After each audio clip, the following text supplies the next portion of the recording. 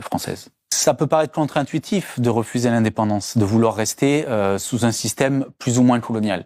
Donc, pour ceux qui étaient partisans de Mayotte française, pour l'élite politique et économique au début, il a fallu inventer quelque part une histoire ou réinventer une histoire. Il a fallu dire que les Mahorais n'avaient rien à voir avec les Comoriens, qu'ils ne parlaient pas la même langue, ce qui est faux, qu'ils n'avaient pas la même religion, ce qui est faux. Il a fallu quelque part embellir la colonisation française et, à contrario, salir l'histoire commune qui liait ces quatre îles depuis des siècles.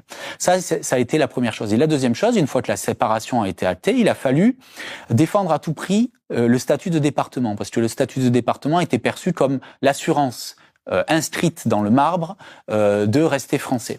Et donc, on a présenté le département comme le Graal absolu. Et quelque part, c'est devenu une nouvelle religion, le département. On se le transmettait de père en fils, ou de mère en fils, ou en fille.